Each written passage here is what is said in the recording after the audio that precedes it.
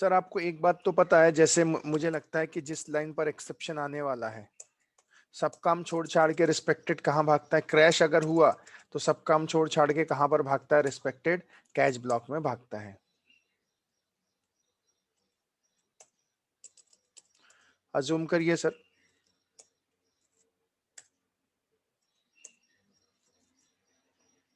मैं जाता हूं,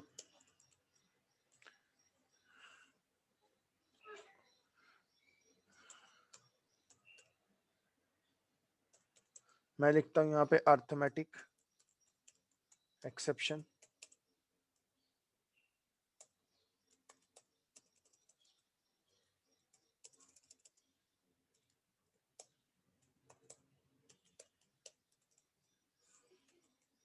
अरे index out of bounds exception, जो भी इसके अंदर लॉजिक होगा।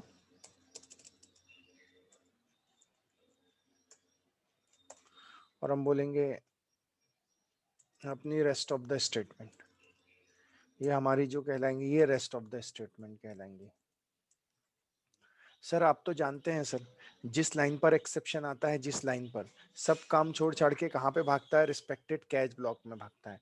अगर सपोज करो यहाँ पे अर्थमेटिक एक्सेप्शन आएगा तो ऑब्वियस है अर्थमेटिक एक्सेप्शन का एनोनिमस ऑब्जेक्ट बनेगा। ऑब्जेक्ट बनने के बाद वो कहाँ भागेगा? रिस्पेक्टेड कैच ब्लॉक में भागेगा।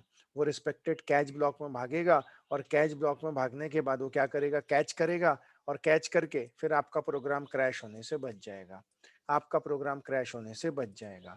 फिर आपको लगता है अरे इंडेक्स आउट ऑफ बाउंड्स आया, तो अरे इंडेक्स आउट ऑफ बाउंड्स में जाएगा और क्या करेगा? कैच करेगा, और कैच करने के बाद आपका प्रोग्राम क्रैश होने से बच जाएगा। अब सर देखिए सर, सबसे पहली चीज आपकी रिक्वायरमेंट ऐसी है। अज्यूम करिए सर, अज्यूम करिए सर कि आपको लगता है अर्थमेटिक एक्सेप्शन आया, आपने अर्थमेटिक एक्सेप्शन डाल दिया। आपको लगता है अरे इंडेक्स आउट ऑफ बाउंड्स आया, अरे इंडेक्स आउट ऑफ बाउंड्स आपने पुटअप कर दिया। लेकिन आप जानते हैं सर, पहली चीज कि ये जो कैच में ये जो क्लास का नाम होता है और उसके सामने जो ऑब्जेक्ट का नाम होता है, ये क्रिएटेड ऑब्जेक्ट नहीं होते, ये डिक्लेयर्ड ऑब्जेक्ट होते हैं। ये कौन से ऑब्जेक्ट होते हैं? ये डिक्लेयर्ड ऑब्जेक्ट होते हैं सर। मतलब क्या होता है आप भी जानते हैं, प्रीवियस लेक्चर में हमने डिस्कस किया है कि अगर इस लाइन पर एक्सेप्शन आया, अगर इस लाइन पर एक्सेप्शन आया, तो एक्सेप्शन आते बराबर, जिस सपोज करो इस लाइन पर एक्सेप्शन आया, तो इंटरनल प्रोसेस तो मैंने आपको लास्ट लेक्चर में बताया था कि अगर एक्सेप्शन इस लाइन पर आया, if exception occur in this line, अगर इस लाइन पर एक्सेप्शन आया तो क्या होता है? So interpreter will create, interpreter will create anonymous anonymous object. Interpreter will create the anonymous object. कौन सा ऑब्जेक्ट बनाता है? एनोनिमस ऑब्जेक्ट बनाता है। कौन सा ऑब्जेक्ट बनाता है? एनोनिमस। एनोनिमस का मतलब होता है बेनाम, ऐसा ऑब्जेक्ट जिसका कोई नाम नहीं होता। अगर अर्थमेटिक एक्सेप्शन आया तो अर्थमेटिक एक्सेप्शन बनाएगा, अगर अरे इंडेक्स ऑफ आया अरे इंडेक्स बनाएगा, और ऑब्जेक्ट यही बन जाता है, ऑब्जेक्ट यही बन जाता है न्यू, और ऑब्जेक्ट का नेम जो भी ऑब्जेक्ट होगा, अरे इंडेक्स आउट ऑफ बाउंड्स होगा, अरे अर्थमेटिक एक्सेप्शन होगा, यहां पर क्या बन जाता है? अज्यूम करो अगर अरे इंडेक्स है तो अरे इंडेक्स आउट ऑफ बाउंड्स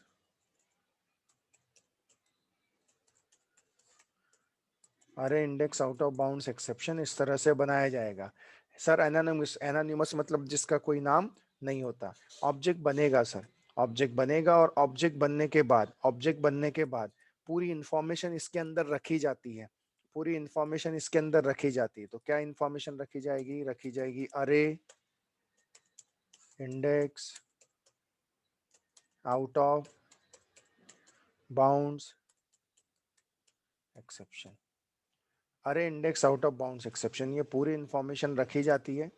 और रखने के बाद, रखने के पूरी इंफॉर्मेशन जो भी रहती है, डिवाइड बाय 0, ये इंफॉर्मेशन रखी जाती है और रखने के बाद ये कहाँ पे आता है, ये रिस्पेक्टेड आता है, ये रिस्पेक्टेड आता है कैच ब्लॉक में। तो सर ऑब्जेक्ट तो ये बना है लेकिन उसको कैच करने वाला ये है, लेकिन ये जो ऑब्जेक्ट होता है, ये जो ऑब्जेक्ट होता है, ये कौन सा ऑब्जेक्ट होता है, it is a declared object. लेकिन जब ये मेमोरी को रेफर करने लगेगा तो ये ई किस मेमोरी को रेफर करेगा, इस मेमोरी को, क्योंकि रेफरेंस इसके पास आया है तो इसके पास आता है। तो फिर जब आप प्रिंट स्टेटमेंट लिखते हैं, सपोज करो यहाँ पे अगर आपने लिख दिया, अगर आपने लिख दिया कि system dot out dot print L N, system dot out dot print L N, और ई लिख देते हो ई, तो होता क्या है सर, एग्जैक्टली होता ये है कि ये इसके अंदर ऑब्वियस है, ये थोड़ी देर के लिए ई किसकी मेमोरी को रेफर कर रहा है, इसकी मेमोरी को, एनोनिमस ऑब्जेक्ट की मेमोरी को रेफर कर रहा है। तो इसके अंदर रखी गई जो भी इंफॉर्मेशन है वो क्या हो जाती है, प्रिंट हो जाती है। इसके अंदर रखी गई जो भी इंफॉर्मेशन है वो क्या हो जाती है,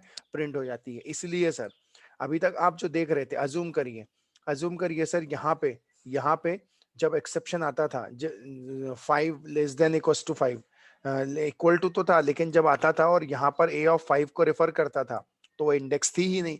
जब वो इंडेक्स थी ही नहीं तो यहीं पर क्या बना, यहाँ पे क्या बना, ऑब्जेक्ट बना, किसका, अरे इंडेक्स आउट ऑफ बाउंड्स का। कौन सा ऑब्जेक्ट, एनोनिमस ऑब्जेक्ट बना। और फिर वो कहाँ भागा, रिस्पेक्टेड कैच ब्लॉक में। देखो यहाँ तो कैच ब्लॉक नहीं था तो क्रैश हो गया, लेकिन अगर हम प्रीवियस प्रोग्राम लें जिसमें फिर से एक्सेप्शन आया था और रिस्पेक्टेड कैच ब्लॉक था अरे इंडेक्स आउट ऑफ बाउंड्स, तो इसका जो ऑब्जेक्ट था ई, उसने क्या कर लिया, रेफरेंस ले लिया। क्योंकि अरे इंडेक्स आउट ऑफ बाउंड्स का एक टाइप अरे इंडेक्स आउट ऑफ बाउंड्स है, तो वो ऑब्जेक्ट रेफरेंस ले सकता है, अर्थमेटिक नहीं ले सकता, लेकिन ये ले सकता है। तो उसने रेफरेंस लिया और उसने इंफॉर्मेशन को क्या कर दिया, प्रिंट कर दिया, और इंफॉर्मेशन क्या हो गई, प्रिंट हो गई। इस तरह से ये चीजें हो गई। तो ये था सर इस तरह से। लेकिन मैं आपसे ये बोलना चाहता हूं सर, हम कितने एक्सेप्शन याद रखेंगे सर, हम कितने एक्सेप्शन। आज हमको लगता है 2 एक्सेप्शन आता है, हमने 2 एक्सेप्शन लिख दिए, बराबर है। अगर मैं आपको लिस्ट दिखाने चाहूं, लिस्ट ऑफ एक्सेप्शन इन जावा, तो देखो लिस्ट ऑफ एक्सेप्शंस इन जावा, कितने प्रकार के लिस्ट ऑफ एक्सेप्शंस होते हैं, कितने प्रकार के लिस्ट ऑफ एक्सेप्शंस होते हैं। तो बहुत सारे हैं, देखो अरे इंडेक्स, अरे arithmetic exception, array index out of bounds exception, class not found exception, file not found exception, IO exception,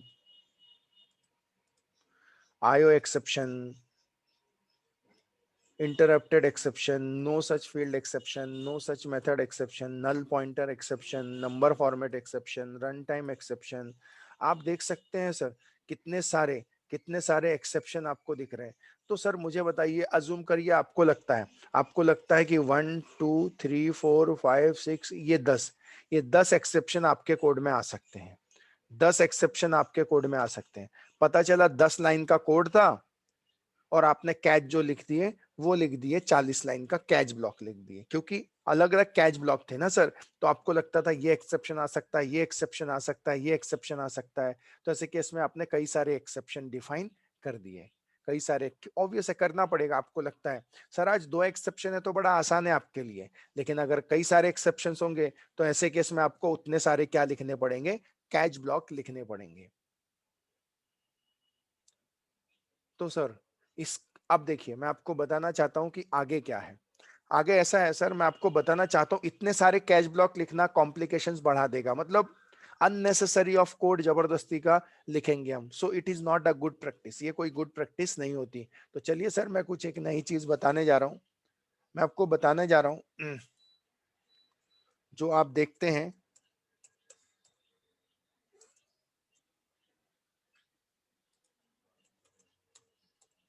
arithmetic, arithmetic exception है,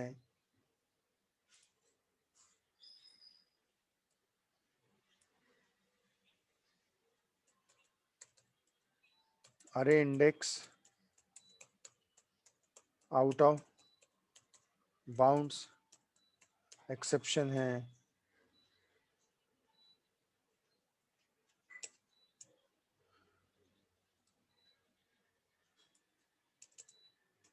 आईओ एक्सेप्शन है,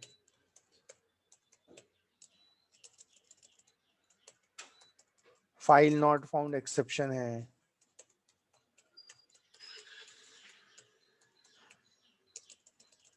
और ऐसे कई सारे एक्सेप्शन है, ऐसे कई सारे एक्सेप्शन। मैं इतने एक्सेप्शन की बात नहीं कर रहा हूँ, जितने भी एक्सेप्शन है ये सारी की सारी क्लासेस हैं। मैं बताना चाहता हूँ ये सारी की सारी जो आप देख रहे हो ये सारी की सारी क्लासेस है। चाहे वो अर्थमेटिक एक्सेप्शन हो, चाहे वो अरे इंडेक्स आउट ऑफ बाउंड्स हो,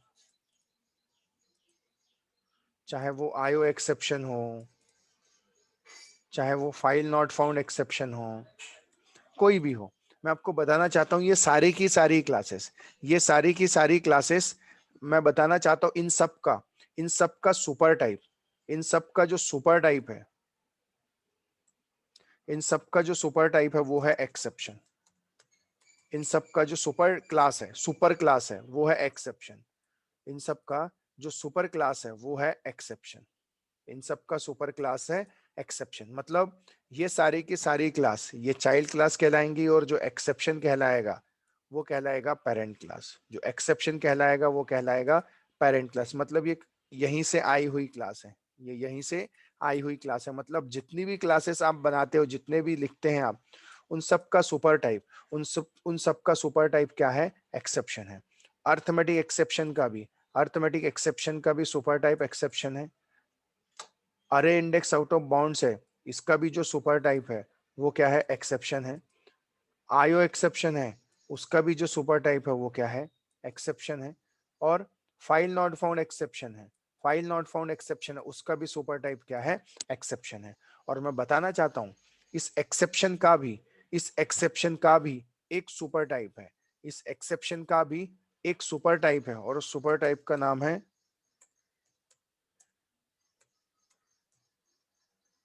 थ्रोएबल।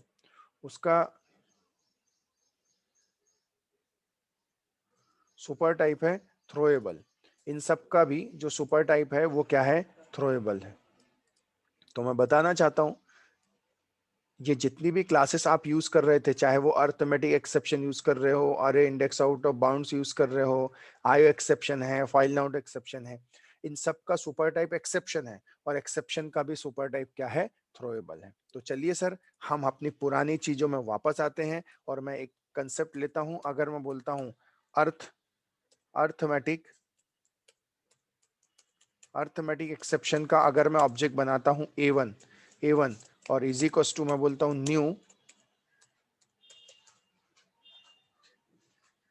अर्थमेटिक एक्सेप्शन, अगर मैं ऑब्जेक्ट बनाता हूं इस तरह से, तो मैं आपसे ये पूछना चाहता हूं कि अगर मैं अर्थमेटिक एक्सेप्शन का क्लास बनाऊंगा, और क्या मैं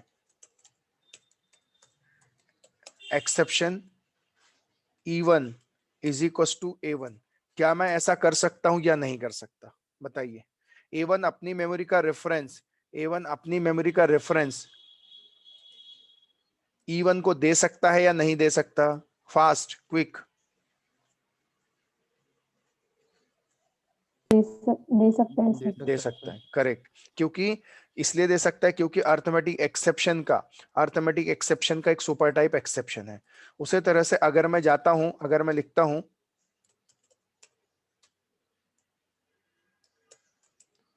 थ्रोएबल,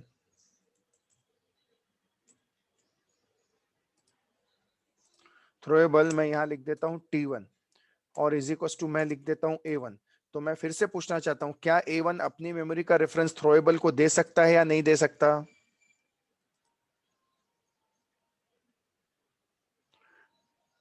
A1 अपनी मेमोरी का रेफरेंस T1 को दे सकता है, थ्रोएबल ऑब्जेक्ट को दे सकता है या नहीं दे सकता? दे सकता है। बिल्कुल दे सकता है सर, क्योंकि आप जानते हैं कि अर्थमेटिक एक्सेप्शन का एक टाइप खुद अर्थमेटिक एक्सेप्शन है, एक एक्सेप्शन है, और एक और कौन सा है? थ्रोएबल है। तो ये भी दे सकता है। इवन अगर मैं जाता हूं और मैं यहां पे लिखता हूं अर्थमेटिक एक्सेप्शन A1 की जगह A2 लिखता हूं इज इक्वल टू, अगर मैं A1 लिखता हूं तो ऑब्वियस है ये तो दे ही पाएगा। क्यों? क्योंकि अर्थमेटिक एक्सेप्शन का एक टाइप अर्थमेटिक एक्सेप्शन तो है। तो देख सकते हैं सर, एक्सेप्शन भी हो सकता है, थ्रोएबल भी हो, भले ही ये डिक्लेयर्ड ऑब्जेक्ट है लेकिन वो रेफरेंस क्या कर सकता है? दे सकता है। भले वो रेफरेंस ऑब्जेक्ट है लेकिन फिर भी वो क्या कर सकता है? दे सकता है। सेम चीज सर, अगर मैंने अरे इंडेक्स आउट ऑफ बाउंड्स का एक्सेप्शन बनाया तो ये भी अपने ऑब्जेक्ट का रेफरेंस खुद को, एक्सेप्शन को, थ्रोएबल को, आयो एक्सेप्शन बनाऊंगा, ये खुद को, सुपर एक्सेप्शन को और थ्रोएबल को भी। फाइल नॉट फाउंड बनाऊंगा तो खुद को, एक्सेप्शन और थ्रोएबल को भी क्या कर सकता है, दे सकता है। तो इसका मतलब ये हुआ, आज के बाद हम जितनी भी क्लासेस बनाएंगे इन सब का जो सुपर टाइप एक्सेप्शन भी चलेगा और थ्रोएबल भी चलेगा। मतलब अब कहानी क्या है, कहानी ये है कि अभी तक क्या हो रहा था कि जब मैं ट्राई ब्लॉक बना रहा था, जब मैं ट्राई ब्लॉक बनाता था, सॉरी,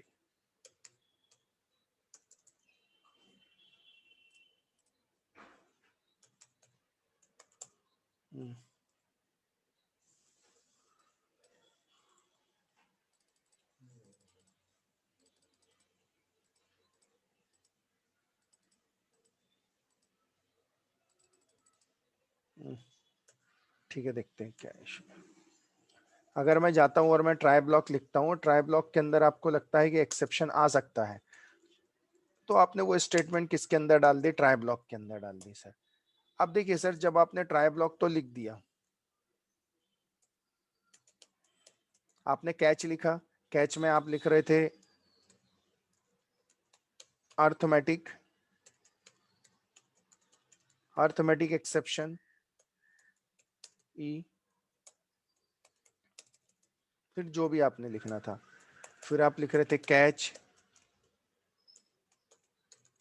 अरे index out of bounds exception, array index out of bounds exception.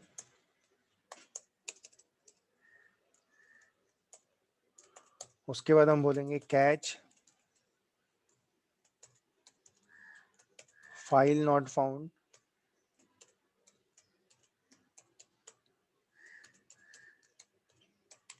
File not found exception.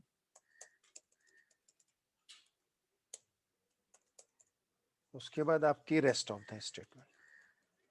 तो सर इस तरह से आप देख सकते थे, आपका जिस लाइन पर एक्सेप्शन आता है, सपोज इस लाइन पे आएगा, तो सपोज करो अर्थमेटिक एक्सेप्शन आया, अर्थमेटिक एक्सेप्शन में गया। सपोज करो अरे इंडेक्स आउट ऑफ बाउंड्स आया, अरे इंडेक्स, फाइल नॉट फाउंड आया, फाइल नॉट फाउंड। सर हो सकता है ना कई सारे एक्सेप्शन आ सकते हैं। तो सर मैं आपको ये बोलना चाहता हूं, हम इतनी सारी चीजें लिख रहे हैं, लेकिन अब हमको अगर लगता है, देखो फिर से मैं वही चीज बोलता हूं, मैं जाता हूं और अगर मुझे लगता है, सपोज करो इस लाइन पर एक्सेप्शन आया,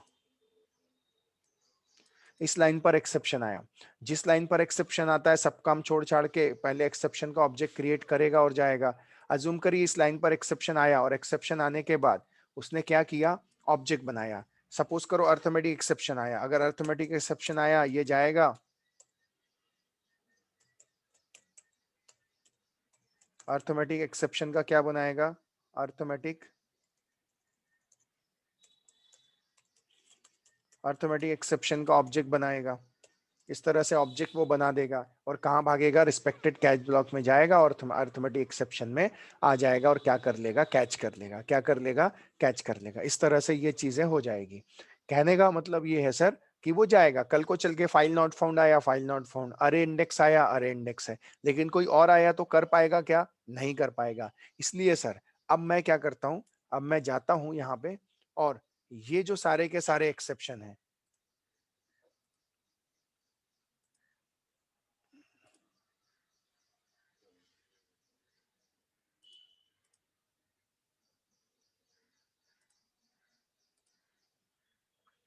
ये जो सारे के सारे एक्सेप्शन है सर, अब मैं ये सब हटा दूंगा सर, ये मैं सब हटा दूंगा सर। व्हाट इज दिस,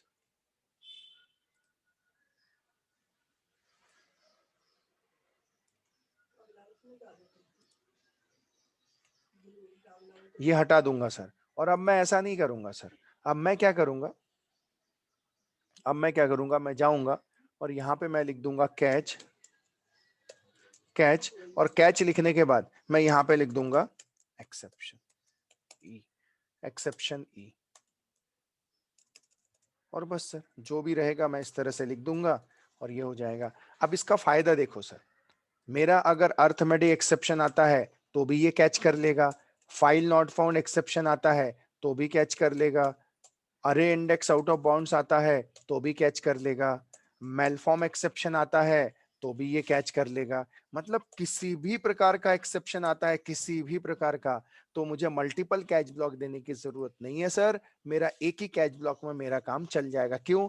क्योंकि इन सबके, चाहे वो अर्थमेटिक एक्सेप्शन हो, चाहे वो फाइल नॉट फाउंड हो, चाहे अरे इंडेक्स आउट ऑफ बाउंड्स हो, चाहे मेलफॉर्म हो, इन सबका सुपर टाइप आपको क्या मिलेगा? एक्सेप्शन मिलेगा। इन सबका सुपर टाइप आपको क्या मिलेगा? एक्सेप्शन मिलेगा। इसीलिए ये पर्टिकुलर जो कंसेप्ट है ये कहलाता है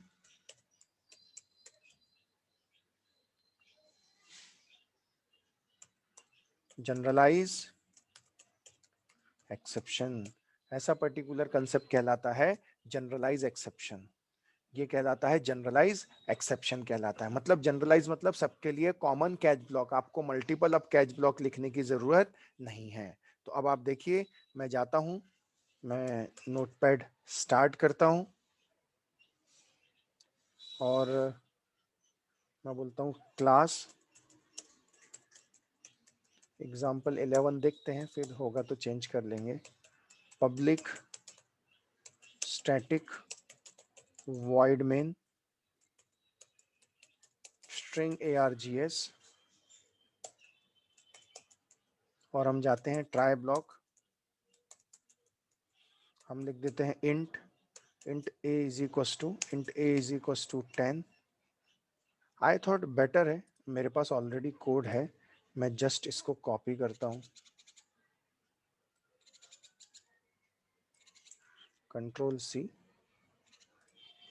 control A, control V, example 11 ले लेता हूं, 10 डिवाइड बाय 2, इसको कैच करता हूं, कंट्रोल सी।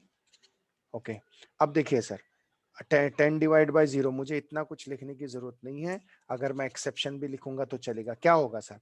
एनोनिमस ऑब्जेक्ट बनेगा, बी की वैल्यू 0, ऑब्जेक्ट बनेगा, किसका बनेगा? अर्थमेटिक एक्सेप्शन का। कहां भागेगा? कैच ब्लॉक में। आप तो जानते हैं सर, अर्थमेटिक एक्सेप्शन का एक सुपर टाइप एक्सेप्शन भी, और वैसे भी ये डिक्लेयर्ड ऑब्जेक्ट है। एनोनिमस तो यहीं पे बन गया, उसने रेफरेंस ले लिया किसका? एनोनिमस ऑब्जेक्ट का, और जो भी इंफॉर्मेशन थी उसने क्या कर दी? प्रिंट कर दी। इस तरह से इंफॉर्मेशन प्रिंट हो जाएगी, आपका प्रोग्राम क्रैश होने से बच जाएगा। मैं जाता हूं, सेव करता हूं,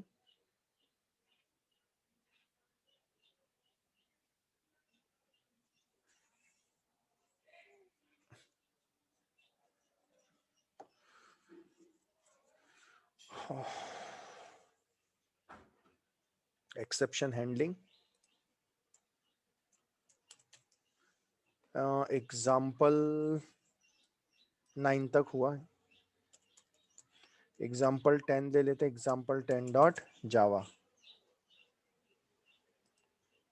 एग्जाम्पल 10 डॉट जावा लेता हूं, कमांड प्रॉम्प्ट स्टार्ट करता हूं मैं, D drive, C D, C D के बाद Java, C D, exception handling, Java सी, example 11 dot Java, oh sorry example, एक गड़बड़ कर दी मैंने, इसको एग्जाम्पल 10 करना पड़ेगा, सेव 10 से किया है हमने, हम 10 कर देते हैं। एग्जाम्पल 10 डॉट जावा, कंपाइल करते हैं, कंपाइल होगा जावा एग्जाम्पल 10। देखिए सर, अगर आपने देखा तो क्रैश हुआ, कैच ब्लॉक में आया, उसने बोला अर्थमेटिक एक्सेप्शन डिवाइड बाय 0, और आप देखो थाउजेंड्स ऑफ स्टेटमेंट भी क्या किया उसने? एग्जीक्यूट किया। आपकी थाउजेंड्स ऑफ स्टेटमेंट भी क्या हो गई? एग्जीक्यूट हो गई। तो सर इस तरह से आपका प्रोग्राम होगा। अब सर आप तो जानते हैं सर, मैं इसको फिर से कॉपी करता हूं और मैं फिर जाता हूं, न्यू फाइल बनाता हूं और पेस्ट करता हूं, एग्जाम्पल 11 लेता हूं, और उसके बाद मैं यहाँ पे एक्सेप्शन की जगह मैं लिख देता हूं थ्रोएबल। थ्रोएबल आप तो जानते हैं सर, अगर कॉन्सेप्ट के हिसाब से एक्सेप्शन भी चलेगा और थ्रोएबल भी चलेगा, क्योंकि इन सबका सुपर टाइप क्या है? थ्रोएबल भी। और वैसे भी तो ये डिक्लेयर्ड ऑब्जेक्ट है, सिर्फ क्या करेगा? मेमोरी का रेफरेंस लेगा। तो मैंने अब क्या लिख दिया सर? थ्रोएबल लिख दिया। तो मैं जाता हूं, मैं सेव करता हूं, मैं जाता हूं, मैं सेव करता हूं, एग्जाम्पल 11,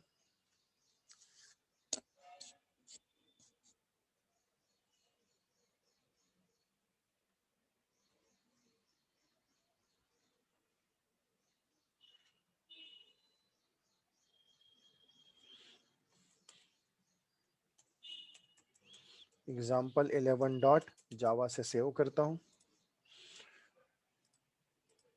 मैं जाता हूं जावा सी एग्जाम्पल 11 डॉट जावा और एंटर करता हूं। कंपाइल करूंगा, कंपाइल हो जाएगा जावा एग्जाम्पल 11। आप देखो फिर से वही आ गया। बस मैंने एक्सेप्शन की जगह थ्रोएबल, मतलब थ्रोएबल भी चलेगा और क्या चलेगा, एक्सेप्शन भी चलेगा, कोई दिक्कत नहीं है। एक्सेप्शन भी चलेगा और क्या चलेगा, थ्रोएबल भी चलेगा, कोई इशू नहीं है। सेम चीज सर, अगर मैं जाता हूं और इसकी जगह अगर मैं उठा लेता हूं ये प्रोग्राम,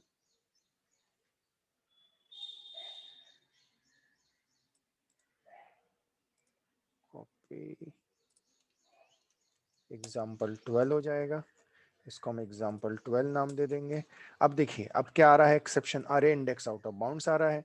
तो आपको ये मल्टीपल कैच ब्लॉक लिखने की कोई जरूरत ही नहीं है। आप यहाँ जाओगे, आप सिर्फ एक्सेप्शन लिखोगे तो भी चलेगा, एक्सेप्शन लिखोगे तो भी चलेगा। मैं जाता हूँ, सेव कर देता हूँ और इसको हम नाम दे देंगे एग्जाम्पल 12 कर देंगे। ओके, तो आप देख रहे हो पहले मैंने कौन सा लिया, पहले मैंने अर्थमेटिक एक्सेप्शन लिया। अब मैं क्या ले रहा हूँ, अरे इंडेक्स आउट ऑफ बाउंड्स ले रहा हूँ। एक्सेप्शन आ रहा है लेकिन लेकिन मैं कैच ब्लॉक में अब मल्टीपल कैच ब्लॉक नहीं लिख रहा हूं, मैं मल्टीपल कैच ब्लॉक नहीं लिख रहा हूं। एग्जाम्पल 12 डॉट जावा मैं सेव करता हूं सर और मैं इसको कंपाइल करता हूं। जावा सी example 12 dot Java compilation interpretation Java example 12। आप देखो सर 2 5 7 10 12 आया, अरे अरे इंडेक्स आउट ऑफ बाउंड्स आया, इंडेक्स का नंबर भी दिया और उसके बाद क्या लिखा, दी एंड। दी एंड मतलब आपका प्रोग्राम क्रैश होने से बच गया, आपका प्रोग्राम क्रैश होने से बच गया। अब सर मैं एक्सेप्शन की जगह अगर यहाँ पे इसको control A control C new control V कर लेता हूँ सर और एग्जाम्पल 13 करके सेव करता हूँ। बस यहाँ एक्सेप्शन की जगह